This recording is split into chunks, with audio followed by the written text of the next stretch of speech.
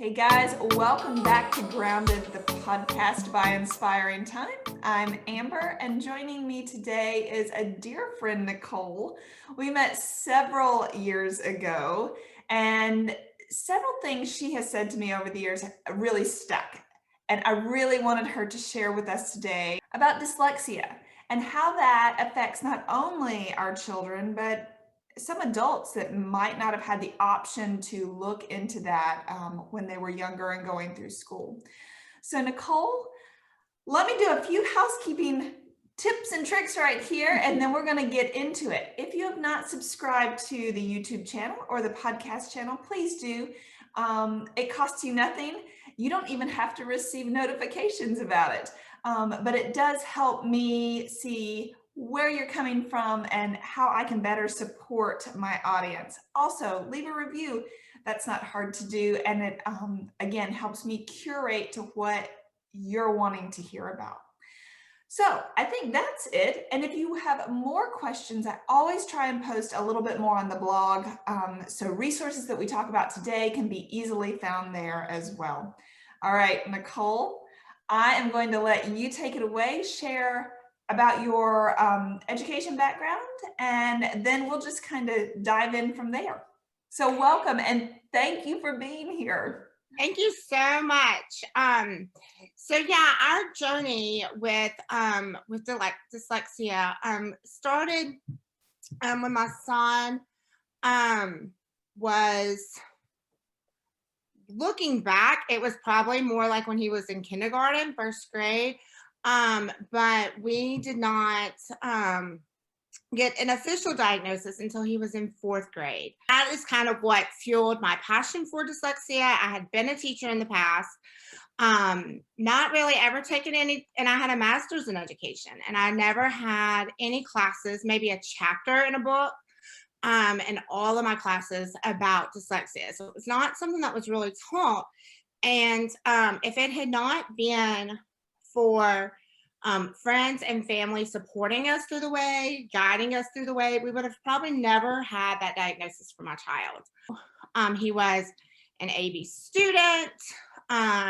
We worked really, really hard, but he wasn't a behavior problem in class. He wasn't, he made, his teachers loved him. He participated in class. He had enough good grades to help those that he kind of bombed. So anyway, so that was kind of what fueled my passion and everything for dyslexia. So I went back to school. William Carey offers, here in Mississippi, offers a dyslexia therapy program. It's a graduate program, and they are now actually offering it not only in a master's level, but in a specialist level. I decided, hey, this is something that I'm seeing more and more as we're asking for help. I'm not able to find anybody to help my child. And unfortunately, the public schools aren't helping our children. Or schools in general. I shouldn't just limit it to public schools. Schools in general aren't helping our children with dyslexia. And so it was, I was like, well, I have to do something. I had gone to several conferences and things and learned that, and it was actually I was teaching preschool before I went back into upper elementary. And that's how Amber and I met. And I was at a preschool conference, and one of the sessions was on dyslexia, and I went in there, and the statistics, unfortunately, the negative statistics about what happens to children or adults who do not have any kind of help, any kind of therapy, any kind of anything, those statistics that can negatively affect their life, like, really shook me to the core, because it is teen pregnancy, teen high school dropout, the prison population, all of this, a lot of it stems from kids who are, dyslexic, because in the third to fourth grade, there's a shift in education. You go from kindergarten through third learning to read, and fourth, you shift to reading to learn. You're finding information in passages, you're doing research, you're starting that shift. And a lot of kids hit the third grade wall because they can make it up to third, fourth grade, and they make great grades, but they're able to rely on context clues, pictures. A lot of times, teachers read tests to them to like first, second grade. They're able to rely on a lot of that. And then in fourth grade, and that's what I teach is fourth grade. Like it's a lot. We're teaching them more responsibility, more reading it for yourself, digging into the passages and whatnot. A lot of times they'll say they hit like the third grade wall. And that's when a lot of people will see like really my kid never struggled and now we're in fourth grade and we're making C's, D's, or we're really like struggling with our work. And so they say that if they get help by fourth grade, middle fourth grade, somewhere in that fourth grade year, they're able to close that gap a little bit. Because once they pass fourth grade, the gap that they need to close to catch, I hate to say catch back up, but to catch back up with their peers gets wider and wider because it's just more ground you have to cover and their teachers are still expecting. And so, and too, with that, a lot of children, a lot of people with dyslexia also, suffer from anxiety, depression. 98% have ADD or ADHD. And so, because a lot of it is they are very, very intelligent people, very intelligent people. They are very creative thinkers. Their brain thinks in ways that a non-dyslexic brain thinks. Like they're very creative, artistic leaders. Some of our greatest people in history were dyslexic. NASA hires a ton. I want to say 50 to 80% of people who work at NASA are dyslexic. Walt Disney was dyslexic. There's tons. I could go on and on and on about our world leaders and really world shakers and changers who were dyslexic because they think in just such a different way. Comes when they're in school and they can't get what a context clue is, or they read a passage and they can't read half of it, or they're getting a paperback and they're making a 50, or they made a 90 but they had to work so hard for that. Then a lot of times they don't understand why it comes so easily to their friends. So what were some of the triggers that might help you stop as a parent or a teacher and think, okay, maybe we need to look at this or do a screener? I know we talked about that before. So what are some of those telltale at the beginning signs you might pick up on? You can start seeing things as young as preschool, kindergarten age. In Mississippi, it is law. It's part of Mississippi law that you have a screener in the spring of kindergarten and the fall of first grade. Now, does that mean that my child passes the screener, that they're not dyslexic? If they fail the screener, they are. No, it's a screener. Both of my children have dyslexia, and one failed it, one passed it. And I give the screener at our school, and I have kids who pass it and I have kids who fail it. It's just a screener. But some things that you can see, the thing about dyslexia is it is an unexpected diagnosis. It's the child who, and we were told this about my oldest, is that his second grade teacher said, I would have never thought he had it, never. Trouble rhyming is one, in early ages, even later. Sound substitution. So if you say cat, and they'll say, change that ah to ah, and they say caught. That sound substitution, syllable deletion, breaking words into syllables.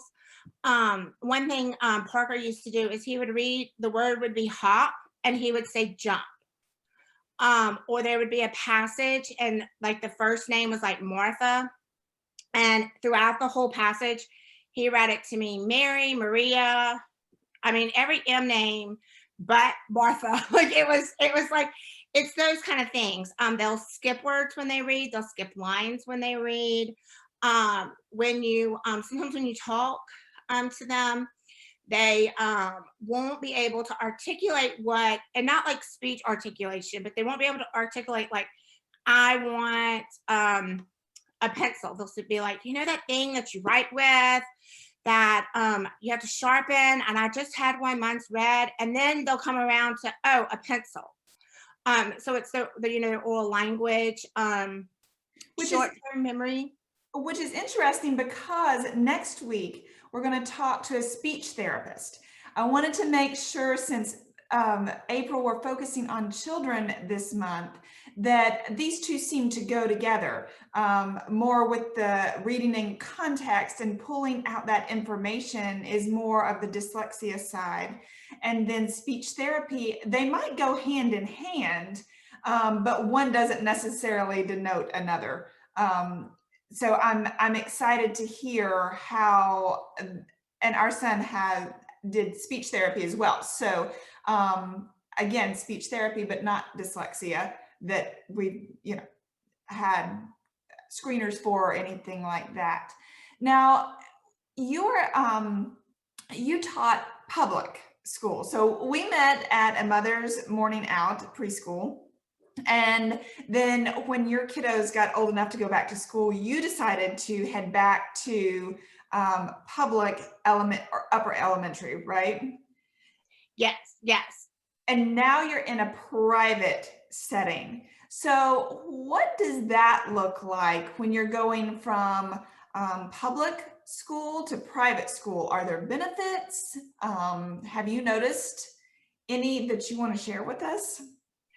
So so I taught public school up until my children were, and my oldest was in kindergarten, and then I went to preschool, and then when Parker he started dyslexia therapy, and it can be expensive, and so we had to go back. I had to go back teaching full time, and so I'm in a private school now. And my kids were public school all the way up until I moved and taught at a private school here in town. It's smaller class sizes, and because at the time, and even now, Parker was receiving, well, he doesn't receive it anymore, but he was receiving dyslexia therapy. Well, in the public school setting, and this is not in all, but it's in probably 99% of public schools. But I can only speak for my area. That they would not allow his dyslexia therapist to come into the school day and pull him from a class and see him. Even though I was still paying for it, I wasn't I'm not asking for the public school district to pay for it, but just so that she can see him during the day. And they would not allow that. And to my knowledge, they're still not allowing that. So that was one of our reasons why we put him in the private school setting, was because the principal there allowed his therapist to come at the end, it was like the end of the day to do his dyslexia therapy there. And like he missed like PE or like reading AR, which we just did at home. And so that allowed him to get out of school at the regular time or whatever time I left. I mean, we weren't staying late. He was leaving when I left as a teacher. And then the rest of the afternoon, he was a kid. He wasn't having to go to see a dyslexia therapist. Like currently now, I see children before school and after school for dyslexia therapy. The two kids that I can see before school are private school, and in my school setting. But the two groups that I see after school, they're public school kids, and I'm not able to see them. Even if I wasn't teaching at another school, I'm not able to see them during the day, or I can't refer them to a therapist for them to see during the school day. So I have a group after school from 4 to 5, and then I have a group from 5 to 6. So these kiddos are going to school all day long and putting forth 150%. And they are, coming home, doing their work, homework, whatever. And then they're seeing me, and they're super dedicated. I mean, like super dedicated about it. And they love, and that's the thing is about like dyslexia therapy, that it's teaching them. So in a dyslexic brain, there's 3 areas of the brain that aren't really they're not connected, and they don't light up like on a functional MRI. They don't light up.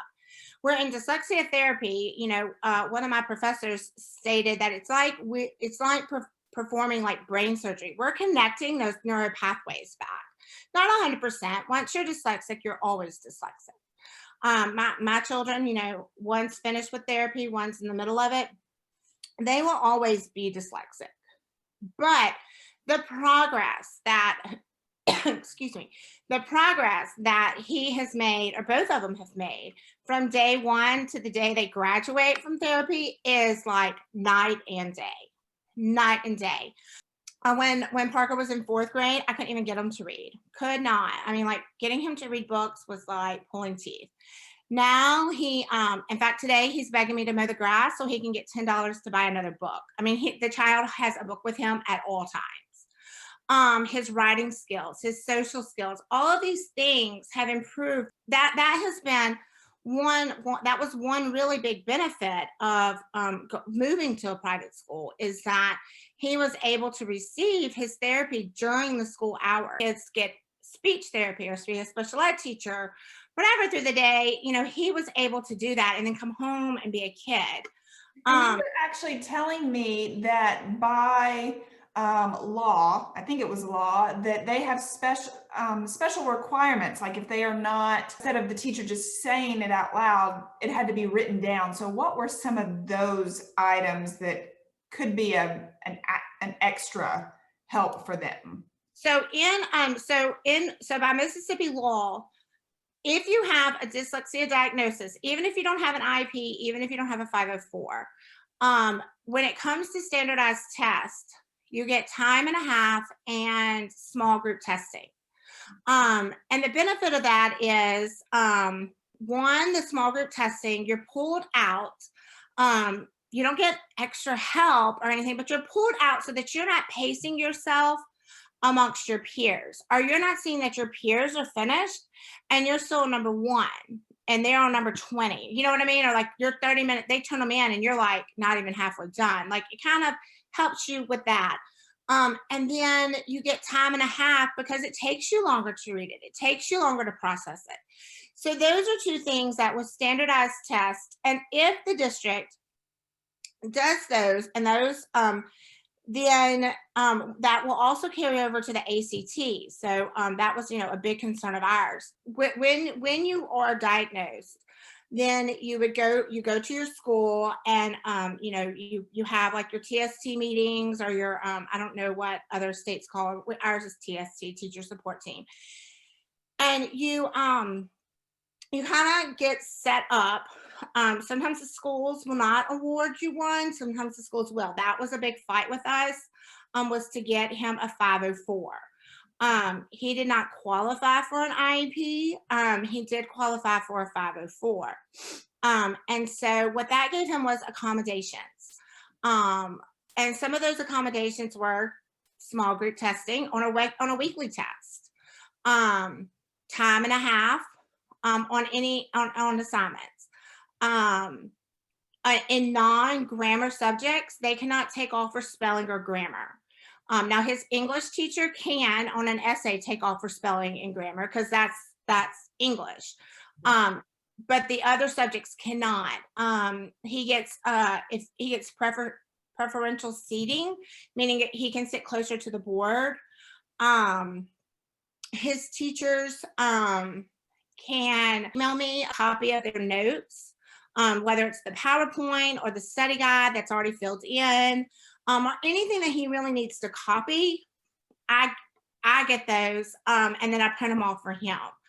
And then he has had times, like even in math, he's had to go to his math teacher. And that's one thing, he's a 7th grader. We've really tried to instill and teach him, you've got to be your own advocate. Mommy can't, you're in 7th grade. Mommy cannot go up to the school and advocate for you all the time. You've got to do it. So like he'll say, Mom, my math teacher, who he absolutely loves, goes too fast. I can't copy it. I said, well, go to your teacher and say, hey, I can't copy. Can you? And he did. He gave him a copy of the notes. There have been a couple of times that I've had to intervene just because like either he didn't express exactly what he was wanting, or something, and I've just had to send an email and be like, hey, I don't know if you're aware, but he does have, accommodations. Could you please do this? And they've been more than accommodating, you And it know. sounds like from a very early on, dyslexia does need support from either the parent, the grandparent, whatever your home setting looks like. It's not just you go to therapy, you do your 1 hour, and then it's magically fixed. I mean, even from the reading, it sounds like you're specifically listening for certain things. It's not just that I'm washing dishes, you're reading. It's you need to be right there diligently working through these things until they make it to where your son is right now, where he can go in and do some of these things for himself, which makes him, I mean, that's what parenting is all about, right? It's Right. giving support where support is needed.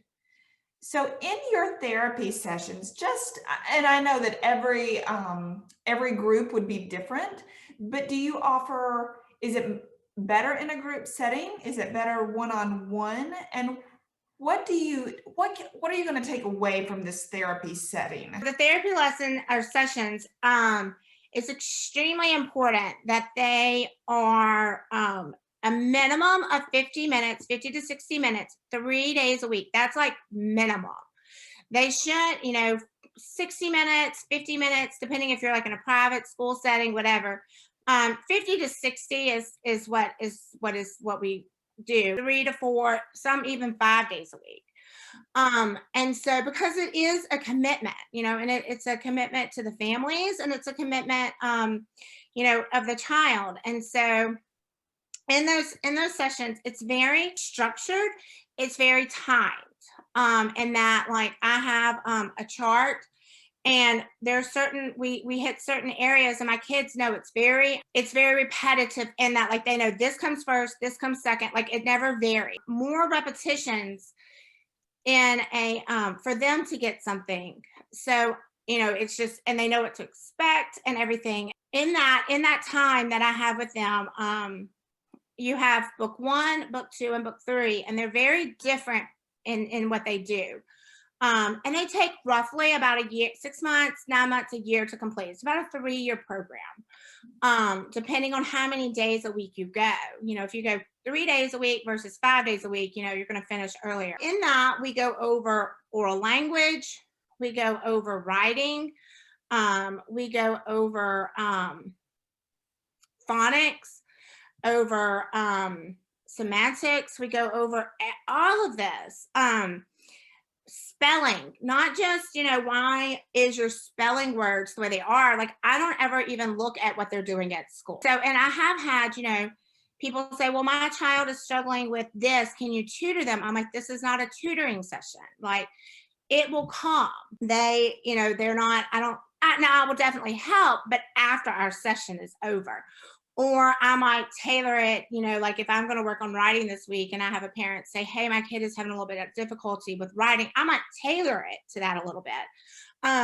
But it doesn't take away from the program in itself, if that makes sense. And then we teach them like how to code and why these sounds, when do sounds make the sounds that they make? So that if I'm looking at a word that's a regular spelled word, or how do I spell it?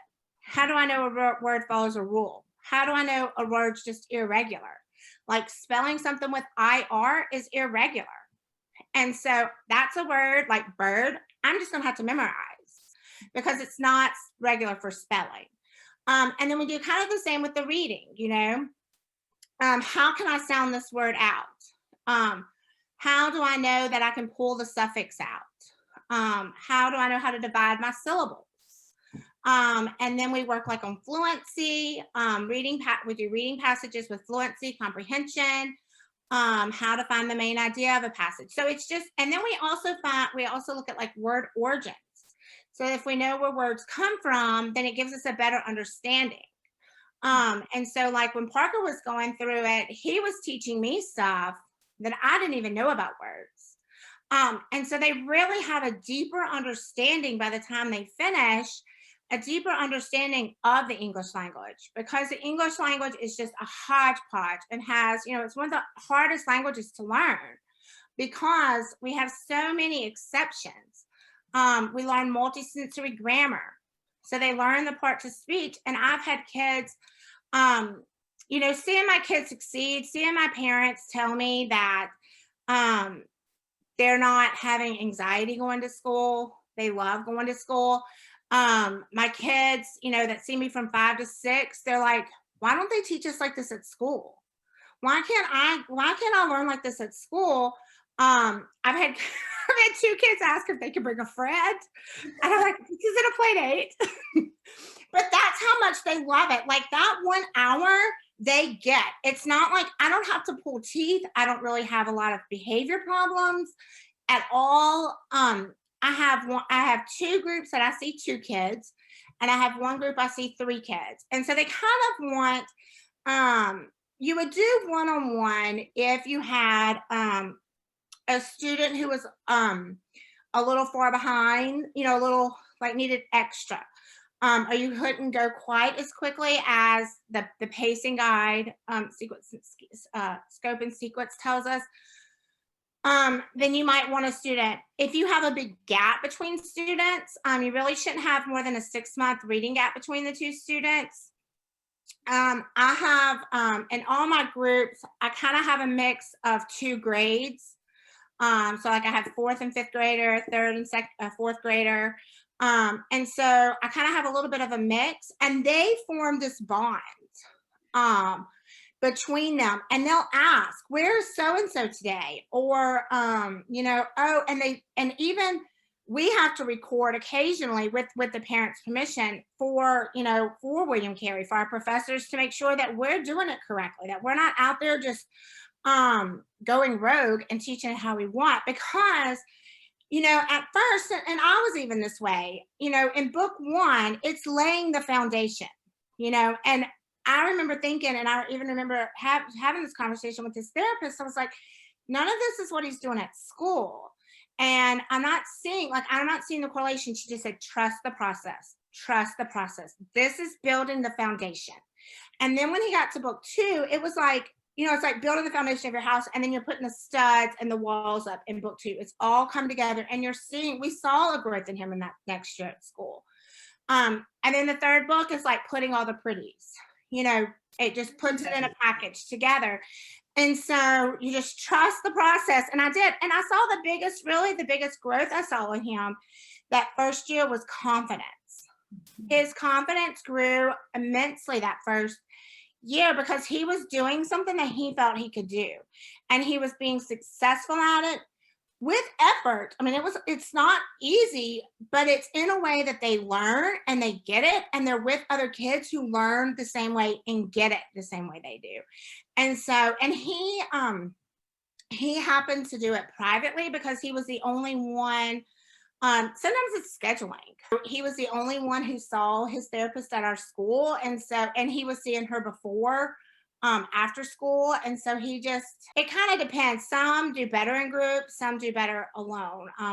But it's really, you don't want more than like a 6-month, 9-month gap. Could you do Zoom therapy? Yes. So last year at this time, when we all, went and shut down, and all, we took about a 2-week break with my students.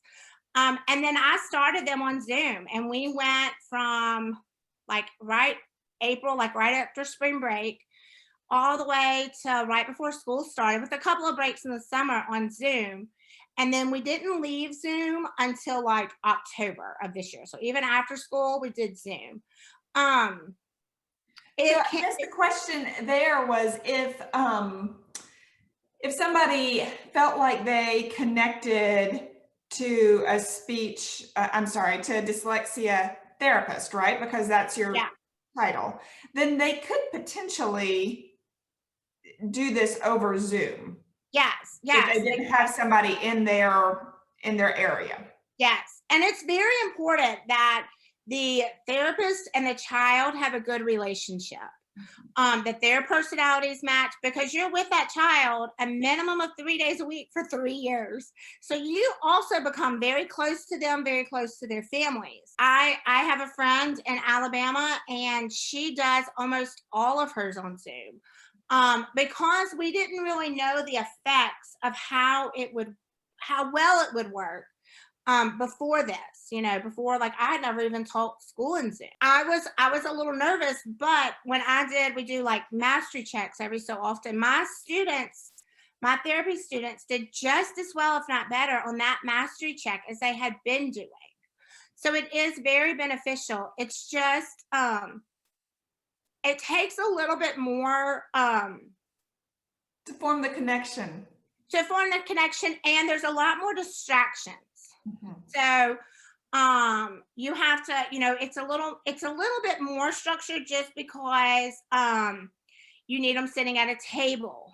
You need them to be focused on you and not looking around at what's, their dog running by or their sibling playing or whatever. So you kind of need them, they're able to stay focused with you. But I mean, it's been wonderful, because I'll have parents text me and they'll say, "Hey, my child has a headache today. Can they just pop on Zoom?" And I'm like, "Yeah, that's okay.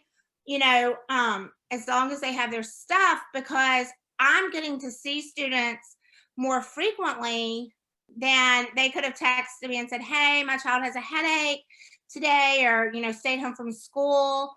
They're going to miss today. Where now they're not missing as often, or it's able to work on their schedule a little bit better. It definitely can work. It's great in the fact that there's so many areas that don't have dyslexia therapists. And so this is allowed us to open the door to kids who may not get help otherwise. And there's a difference between an Amazon box kit or an online program and what a dyslexia therapist does.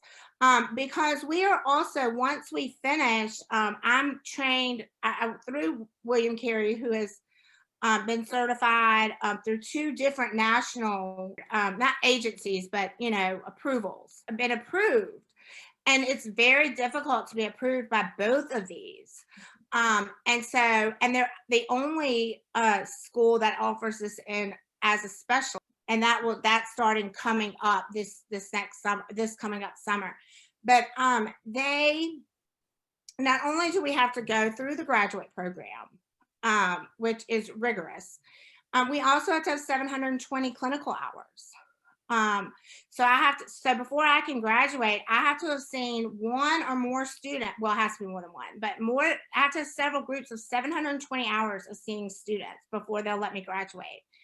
And I have to turn in checkpoints and videos where they say, "Yes, you're doing this correctly. Yes, you're doing this correctly." Articles and class and all that kind of stuff. And then we can sit for different professional certifications. You can be a CAUT or an ALTA. And so those are just extra, those are certifications and everything that we have. So it's a lot different than, and you're going to see the difference in someone who goes through something like this versus an Amazon or an online package.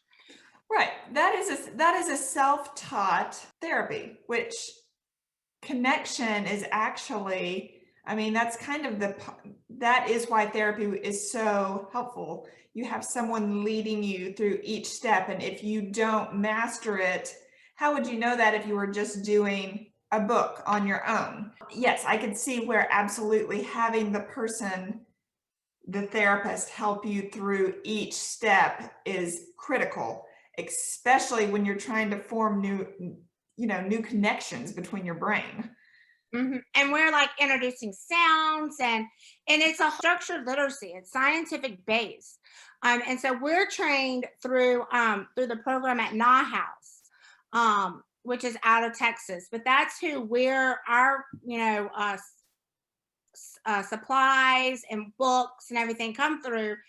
And they're a leader in dyslexia. I cannot stress enough how important it is that if you're out looking for a therapist, or if your child's recently diagnosed, that even though your school's reading interventionist, who has like a reading specialty, or if you're your classroom teacher, or you don't know what to do, because we were in that spot. We were in that spot and didn't know what to do.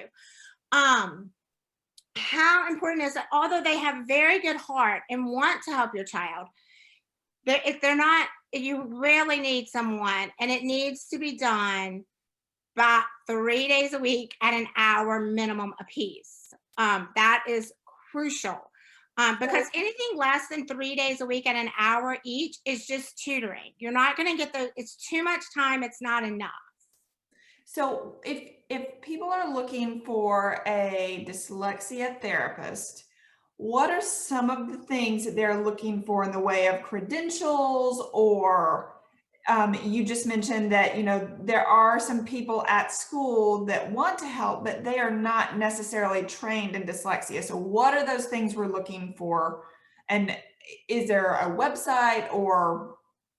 So I know Mississippi has, and I can find out for Alabama, and in Louisiana as well. There's a website through the Department of Education that has, like, on the Mississippi Department of Education, there's actually a tab that says dyslexia, and you can find therapists through that. And it lists them by counties. You can just kind of put it out there on Facebook. Who do you know who is a dyslexia therapist? You can contact some colleges and say, hey, like, you can contact William Carey, and you can say, hey, you have a list of therapists, and they can guide you, because William Carey offers the program. Mississippi College does as well, and they have their program's a little bit different than ours. But they have a list, and there were people in my class that were from Gulf Shores, from Fairhope, from Slidell, from Houston, even, and then like George County. So they were all kind of came together. And so I would, maybe start with some of the colleges. Or you can, like, put my email down, and I'll be more than happy to find someone for them if they're not in this area, or I can ask people in other ways. And then I would really look and see, like, where were you trained,